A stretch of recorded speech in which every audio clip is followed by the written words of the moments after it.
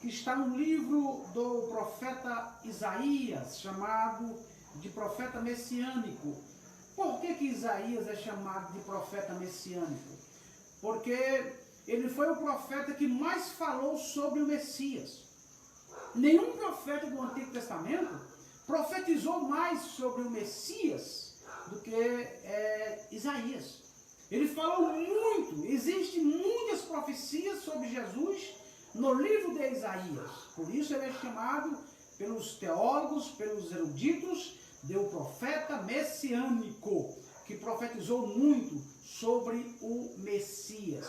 E é um texto de Isaías que está no capítulo 43, versículo de número 13. Quero compartilhar com você essa palavra e que essa palavra fale profundamente no seu coração e que ela venha trazer edificação, venha trazer elevo espiritual para a sua vida. Que Deus possa nos confortar, nos exortar, nos ajudar, nos edificar através da sua palavra. Vamos lá, Isaías 43, versículo de número 13. Diz assim a palavra do Senhor: ainda antes que houvesse dia, eu sou, e ninguém há que possa fazer escapar das minhas mãos. Agindo eu, quem impedirá? Nós poderíamos aqui dividir esse texto pelo menos em 4 temas diferentes. Mas eu quero usar apenas a última parte do versículo 13, que diz: operando eu, agindo eu, quem impedirá? Isso é uma pergunta feita por Deus. Olha, quem está perguntando aqui não é o profeta Isaías. Quem está perguntando aqui não é um apóstolo, não é um rei. Quem está perguntando aqui é o próprio Deus, perguntando para os seres criados por Ele. Deus joga uma pergunta no universo. Ele lança uma pergunta no universo e a pergunta é: eu agindo, se eu resolver agir, se eu resolver operar, quem é que pode me impedir? Aleluia, Jesus. Deus está fazendo uma pergunta, e a pergunta é: se eu começar a agir, quem pode me parar? Se eu começar a agir, quem pode me barrar? Se eu começar a agir, alguém pode me deter? É uma pergunta. É claro que a resposta só pode ser uma: ninguém. Ninguém pode deter Deus. Ninguém pode parar Deus. Ninguém pode impedir Deus de realizar os seus desígnios. Ninguém pode impedir Deus de fazer o que Ele quer fazer. Deus tem poder de passar por cima de qualquer obstáculo. Ele tem poder de cumprir qualquer promessa feita, porque Ele é Deus.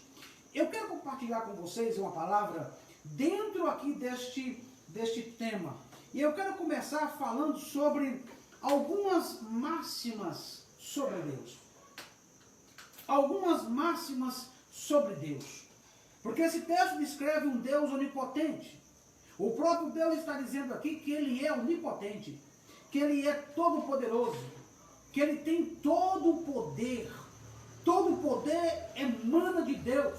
O Salmo 62 diz que o poder pertence a Deus. Deus não é apenas poderoso, Ele é todo-poderoso. Ele tem todo o poder, Ele tem toda a autoridade. Ninguém pode deter Deus, ninguém pode parar Deus, porque Ele tem todo o poder. E eu quero compartilhar com vocês, aqui em alguns minutos, algumas máximas sobre Deus, E uma das coisas interessantes sobre Deus, esse Deus poderoso, e aqui é uma forma que a Bíblia tenta descrever Deus para falar do seu poder, da sua onipotência, e é bem verdade que tudo que eu disser aqui hoje, nesses poucos minutos, sobre a grandeza de Deus, eu não seria capaz de esgotar esse tema. Como é que eu vou descrever um Deus ilimitado? Como é que eu vou descrever um Deus todo-poderoso? Qualquer palavra que eu pronuncie aqui, que eu transmita aqui para poder tentar explicar quem é Deus, eu não vou conseguir. Mas a Bíblia descreve Ele como um Deus todo-poderoso, El Shaddai, como um Deus que tem todo o poder, como um Deus que não pode ser detido, como um Deus que não pode ser impedido. Deus, quando apareceu para Abraão, ele diz: Abraão, eu sou El Shaddai, eu sou o Deus Todo-Poderoso, ser perfeito e anda na minha presença. Vamos aqui para algumas máximas sobre Deus, sobre esse Deus que nós acreditamos, ou que pelo menos nós afirmamos e confessamos que acreditamos. Nós cremos nesse Deus. Uma das palavras que nós usamos muito para descrever as obras de Deus é a palavra milagre. Milagre. Nós sempre oramos a Deus, Senhor, faz um milagre. Senhor, faz um milagre. Senhor, opera um milagre na minha empresa, no meu trabalho, na minha família. Senhor, nós precisamos de um milagre. Senhor, faz um milagre. Faz algo extraordinário aqui, Senhor. E nós clamamos por milagre. Eu quero compartilhar com você aqui uma palavra, uma introdução sobre essa mensagem, dizendo o seguinte para você. Essa palavra milagre, ela só existe no mundo dos homens.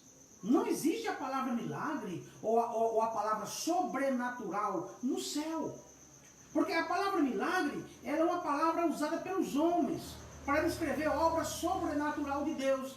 Então entenda uma coisa, aquilo que você e eu chamamos de milagre, para Deus não é milagre. Quando Deus abriu o mar vermelho, houve um milagre. Milagre para mim, para Deus não foi milagre. Para Deus foi algo completamente natural.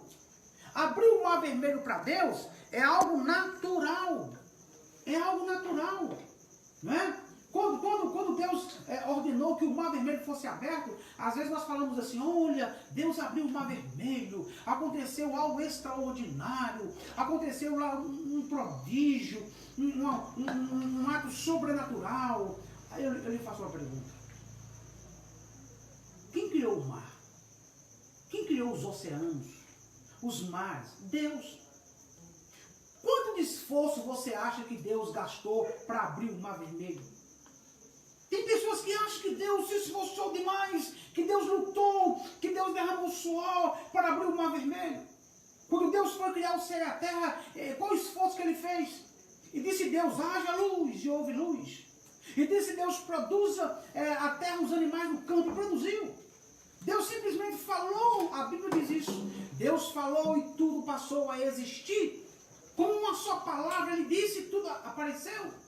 Quer dizer, a abertura do mar vermelho, que eu acho que foi um grande milagre, e na verdade foi para mim, para você, para nós.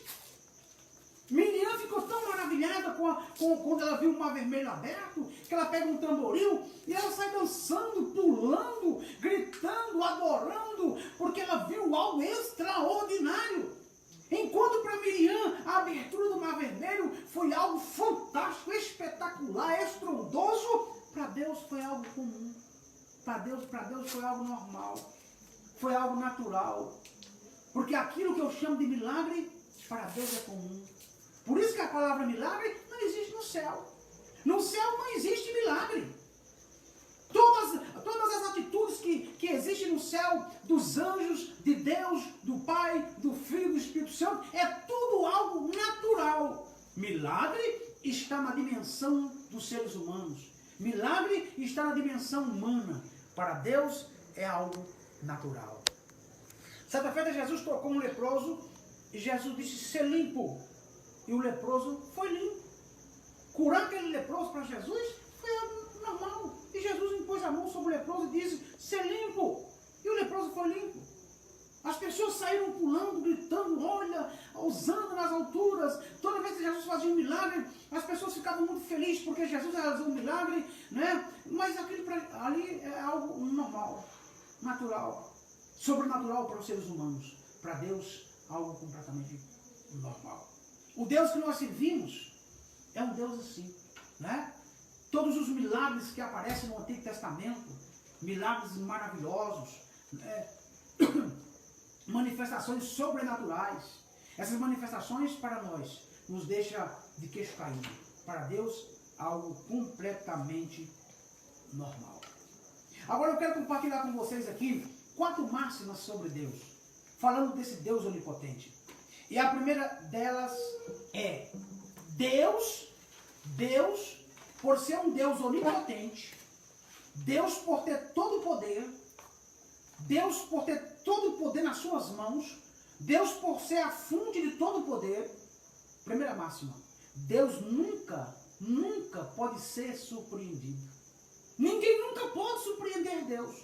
Todas as coisas que aconteceu, ou todas as coisas que vai acontecer, muitas vezes nos pegam de surpresa.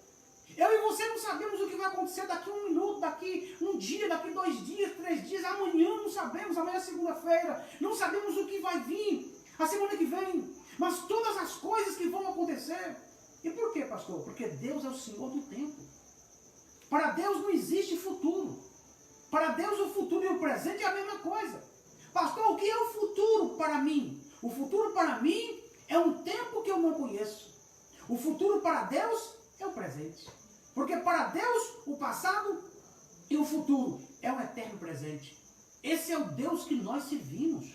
É por isso que ele não pode ser surpreendido. Imagine comigo, você que está nos assistindo agora. Você acha que tem possibilidade de Satanás criar um plano nas escuras, escondidas? Tem como Satanás surpreender Deus com um plano? Tem como Satanás surpreender Deus com uma armadilha? Tem como Satanás nos pegar numa armadilha e de repente nós fomos laçados por Satanás e Deus dizer assim, eu não sabia desse plano do diabo. Satanás não pode surpreender Deus com seus planos. Muito antes de Satanás criar um plano contra a sua vida, Deus já sabe dos planos do diabo. Muito antes desses planos serem feitos, muito antes dessas armadilhas serem planejadas, Deus já sabe. Por isso que por ser um Deus onipotente, que tem todo o poder, ele não pode ser surpreendido. Ah, pastor, o Brasil e o mundo foi surpreendido pelo vírus, pelo Covid-19. Esse vírus surpreendeu eu e você. No sentido de que nós não sabíamos em que ano ou mês que ele viria. Apesar de que Jesus já havia avisado que no fim dos tempos haveria epidemia, haveria vírus, ok. Mas nós estávamos no escuro. Mas Deus já sabia que esse vírus viria sobre a terra em 2020, em 2021. Ele não foi pego de surpresa e ele jamais será pego de surpresa. Aleluia, Jesus. O Salmo 139, lá diz assim, antes que saia uma palavra da minha boca, quando você vai orar, antes de você orar, Deus já sabe o que você vai pedir. Agora, olha que Deus espetacular. Antes mesmo de você orar, antes mesmo que as palavras saiam da sua boca, Deus já sabe o que você vai pedir. Hoje eu vou orar, eu vou surpreender Deus com uma oração. Impossível. Eu não posso surpreender Deus com uma oração, ou com um pedido, ou com uma atitude, porque Deus já sabe de tudo, Ele sabe de tudo que vai acontecer. Ele não pode ser surpreendido, nem pelos seres humanos, e nem por Satanás. Esse é o Deus que você que está me ouvindo agora serve. É o Deus que eu sirvo, que nós servimos. Não podemos surpreender Ele. Ele sempre estará na nossa frente, anos-luz, porque Ele é todo-poderoso. Ele conhece tudo e Ele não pode ser surpreendido. Ninguém pode surpreender Deus. Ninguém pode surpreender Deus. Alguém pergunta, pastor Gilvan, quando Adão caiu no pecado, a queda de Adão surpreendeu Deus? Não. Deus já sabia que Adão ia cair. É por isso que quando você lê Apocalipse capítulo 13, lá diz que o Cordeiro foi morto antes da fundação do mundo. Quando Deus criou Adão, Ele já tinha um plano de salvação no caso de Adão cair. Quando Adão caiu, Deus já sabia que Adão ia cair. E Ele já tinha preparado a morte do seu filho antes mesmo da fundação do mundo. Já estava escrito. Isso mostra que a morte de Jesus já foi planejada por Deus antes mesmo de criar Adão. Isso é um mistério. Mas é o Deus que nós servimos, que não pode ser surpreendido. Ah, pastor, será que quando Lúcifer, aquele anjo que virou Satanás, ele morava no céu com Deus, e ele traiu Deus no céu, ele virou as costas para Deus, ele se rebeliou contra Deus, então Lúcifer pegou Deus de surpresa? Não, Deus já sabia que ele cairia. Aí você pergunta, pastor, mas se Deus sabia que Lúcifer ia cair, por que Deus não interferiu? Se Deus sabia que Adão ia cair, por que Deus interferiu? Porque mesmo Deus, sabendo que Adão iria cair, Deus respeitou o livre-arbítrio de Adão. Vamos fazer uma entrevista com Deus. Senhor, o Senhor vai criar o homem? Vou. Qual o nome do homem que o Senhor vai criar? Adão. Senhor, o que vai acontecer com esse homem depois que você criar? Aí Deus responderia: após eu criar Adão, colocar Adão no Jardim do Éden, depois de algum tempo no Jardim do Éden, Adão vai cair. Senhor, mas já que ele vai cair, então não cria ele. Não, eu vou criar ele, e ele vai cair, e eu vou respeitar a queda dele, porque eu vou criar ele com livre-arbítrio. Deus colocou a sua imagem no homem, e uma das características da imagem de Deus no homem é a liberdade de escolha. É por isso que o homem tem capacidade de escolher. Mas quando Deus criou Lúcifer lá no céu, ele sabia que Lúcifer ia rebeliar, mas Lúcifer tinha livre-arbítrio. Os anjos têm livre-arbítrio, eles podem escolher, né? Então, quando Deus escolheu Davi, pastor, Deus escolheu Davi? Escolheu. Mas Davi adulterou. O dia que Deus mandou Samuel na casa de Jessé para escolher Davi para ser rei de Israel, Deus já sabia que Davi ia cair. E por que Deus escolheu Davi, mesmo sabendo que ele ia cair no adultério e ia cometer um homicídio? Porque Deus respeita o livre-arbítrio do homem. Né? Deus respeita o livre-arbítrio do homem, mesmo sabendo que o homem ia cair. Ora, Deus me escolheu para o ministério, mesmo sabendo que eu peco, mesmo sabendo que eu falho. Então você que está me ouvindo agora, às vezes você comete falhas, você comete erros, e o diabo coloca na sua cabeça: olha, você não é escolhido por Deus porque você peca, porque você falha, porque Deus me escolheu sabendo que eu ia cair. Deus sabia que você ia cair, que você falhou, que você erra, que você pisa na bola com ele. Ele sabia de tudo isso. Você acha que quando Deus te escolheu há 10 anos atrás, 20 anos atrás, ele não sabia que você ia pisar na bola com ele? Ele sabia. E por que ele me escolheu, pastor? Porque ele respeita o livre-arbítrio. E mesmo assim ele te escolheu. E ele não está arrependido de ter te escolhido. E você é escolhido de Deus. E eu sou escolhido de Deus. E nós somos escolhidos de Deus. E Deus é que nos sustenta, porque Ele é onipotente. Escute a segunda máxima sobre esse Deus do qual estou falando, que é um Deus onipotente, que tem todo o poder. A segunda máxima sobre Deus é que Deus está no controle de tudo. Deus está controlando tudo. Ele é o Senhor da história. Tudo que está acontecendo no mundo está sob o controle de Deus. A Bíblia fala que Deus impôs limite até para o mar. A Bíblia fala assim, olha, todos os rios caem no mar e o mar não enche. Por que o mar não enche? Porque Deus impôs limite para o mar não encher. Mesmo quando os rios pressionam o mar para encher, o mar não pode encher, porque Deus determinou o limite para o mar. Isso mostra que Deus está no controle do mar. Deus está no controle até de Satanás. Satanás não tem o poder de sair por aí matando o que ele quiser. Deus impõe limite. Quando o diabo pediu para Deus autorização, olha, o diabo pediu para Deus autorização para tocar em Jó. Deus falou, eu te autorizo, mas Deus impôs o limite. Vá lá, toca em Jó, mas não mate ele. Deus impõe limite. E o diabo, o que eu acho interessante, é que o diabo não ultrapassa o limite imposto por Deus. Já os homens fazem isso. Muitas vezes os homens fazem coisas, desobedecem a Deus, passam por cima da lei de Deus. Se Deus impõe o limite para o diabo, ele não passa daquele limite. Porque ele sabe que o Deus Todo-Poderoso está no controle de tudo. E Deus controla todas as coisas. E Ele está no controle de tudo. É Ele que controla tudo. Tudo que está acontecendo hoje no Brasil é permissão de Deus. Tudo que está acontecendo no Brasil hoje é permissão do Senhor. Aí onde você está morando é permissão de Deus. Tudo que aconteceu com você, com a sua família, é permissão de Deus. É Ele que permite. Por quê, pastor? Porque Ele está no controle.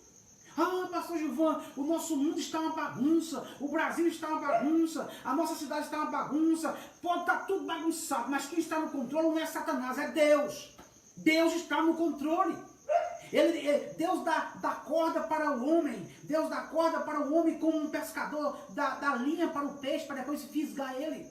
Não é? O peixe pega a isca, sai correndo e o peixe acha que está no controle, mas de repente ele sente o anzol no seu peixe. Né, na sua boca. E por quê? Porque quem está no controle é o pescador. Então Deus está no controle. Deus está no controle de tudo. Nada vai acontecer com você se Deus não permitir. Todas as pessoas que morreram até hoje com esse vírus, porque Deus quis. Ah, pastor, tantos pastores que morreram, porque Deus quis que os pastores morressem. Eu estou vivo até agora porque Deus quis que eu estivesse vivo.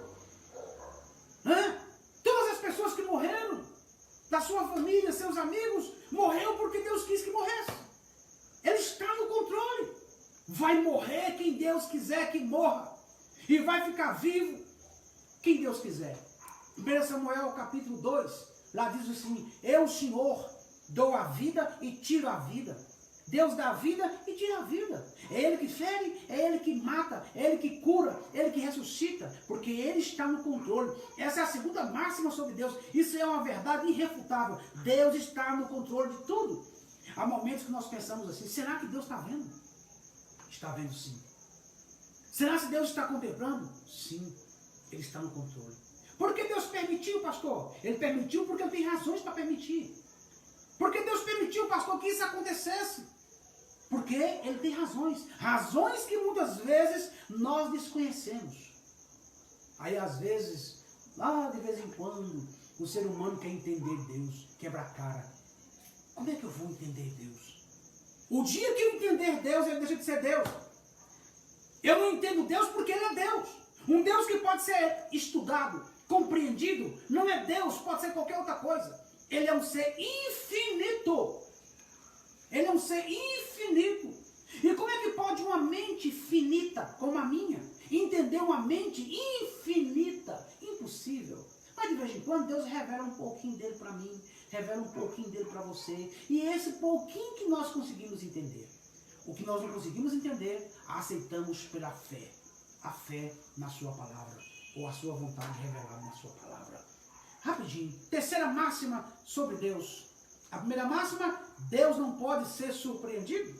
A segunda máxima: Deus está no controle de tudo. Terceira máxima: Deus sempre tem razão.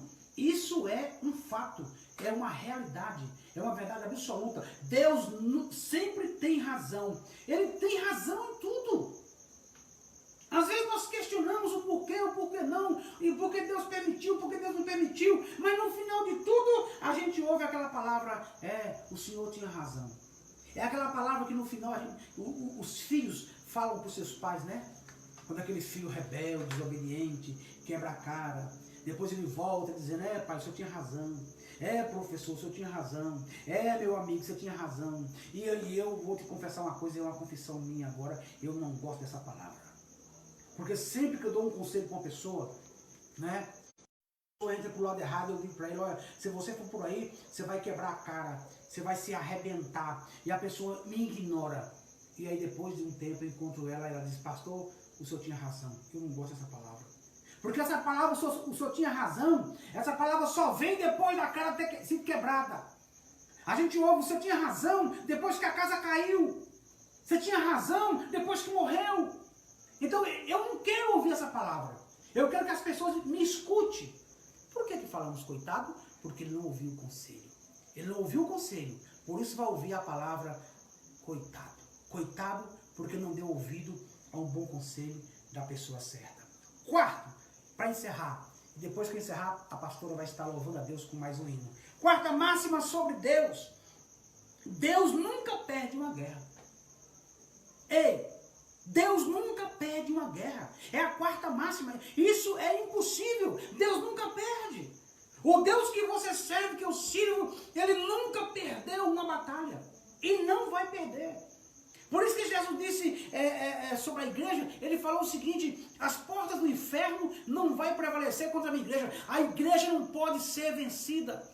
De repente a gente ouve alguém por aí, às vezes vereadores, alguém dizendo: olha, vota em mim, porque eu vou ganhar, eu vou defender a igreja. Deputado, vota em mim, eu vou ganhar e nós vamos proteger a igreja. Os deputados federais, os senadores, e por aí vai. Que diz, entenda uma coisa.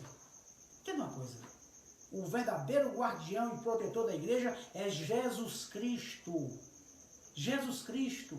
Todos os homens por aí que se dizem protetor da igreja, um dia pode desviar, se apostatar e virar as costas para a igreja. Jesus é o Senhor da igreja, o cabeça da igreja, e a igreja jamais será vencida. Se você estudar a história da igreja, você vai ver que os grandes reis poderosos do passado tentou destruir a igreja. Eles morreram, acabaram e a igreja continua viva. Os imperadores do passado tentaram destruir a igreja, morreram todos, a igreja continua de pé e ela jamais será vencida. A igreja é invencível, é imbatível, porque o Senhor dela nunca perde uma guerra. Quando Jesus aparece para Saulo no caminho de Damasco, ele diz: Saulo, Saulo, por que me persegue? Mas Senhor, quem é o Senhor? Eu sou Jesus que tu persegue. Saulo, você persegue a minha igreja, Saulo. E se você persegue a minha igreja, está perseguindo a mim. Quem se levanta contra a igreja de Jesus, está guerreando contra Jesus. E guerrear contra Jesus é perder tempo. Porque Jesus não pode ser vencido. Ele é imbatível, ele é invencível. Essa é a quarta máxima sobre Jesus, sobre Deus. Deus nunca perde uma guerra. Deus nunca perde. Aí alguém fala assim: ah, pastor Gilvão, eu estava orando a Deus, para Deus curar meu pai, curar minha mãe, curar meu irmão, e meu irmão morreu. Escuta isso que eu vou encerrar. Quem falou para você que morte física é derrota? Às vezes só porque Deus não curou seu pai, sua mãe, seu irmão, você acha que eu fui derrotado, pastor, porque eu orei, jejuei, subi o monte, desci o monte, e no final o meu pai e minha mãe morreu. Quem falou que na Bíblia morte de um santo, morte de um crente é derrota? A Bíblia, pelo contrário, a Bíblia diz assim em Apocalipse 13, 14, bem-aventurado, feliz é aqueles que morrem em Cristo. Se alguém morreu com Cristo, não é derrota, é vitória. Bem-aventurados que morreram com Cristo, felizes que morreram com Cristo. E isso no Antigo Testamento ainda diz que a morte dos santos é algo precioso aos olhos de Deus. Então morte física não é derrota, não. Não tem a morte de um parente seu, de um amigo seu, como derrota. Não é derrota, não. Pastor, então o que é derrota? Derrota é apostasia. Derrota é deixar Deus. Derrota é virar as costas para Deus. Derrota é perder a fé.